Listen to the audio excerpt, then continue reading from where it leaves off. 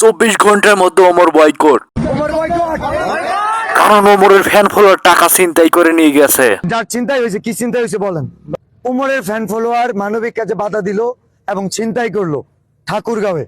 Writer Rajshahi এখানে সবাই বিশেষ করে আসছিলাম চিকিৎসা। ধর্ষক বিল্লাল চ্যালেঞ্জ দিয়েছিল 1 সপ্তাহের মধ্যে 10 লক্ষ টাকা উঠাবে সাইমনের চিকিৎসার জন্য। সেখানে 47 ঘন্টার মধ্যে 10 লক্ষ টাকা উঠাতে সক্ষম হয়েছে ধর্ষক বিল্লাল ভাই। ইতিমধ্যেই সেই টাকাগুলো তার পরিবারের কাছে হ্যান্ড ওভার করেছে। সেই জন্য ধর্ষক বিল্লাল ভাইকে অসংখ্য ধন্যবাদ জানাই। ব্যাগের মধ্যে আমার ডাক্তারের কাগজপাতি, আমার ড্রাইভিং লাইসেন্স আর আমার কিছু টাকা 3000 টাকার মতো ছিল, আর আমার কাপড় চোপড় ছিল।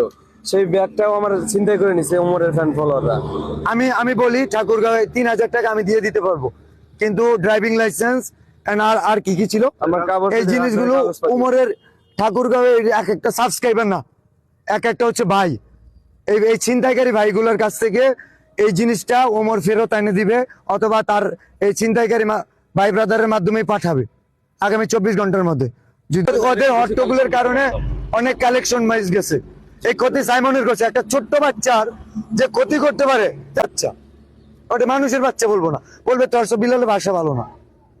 এই উত্তরবঙ্গে ওমর বয়কট।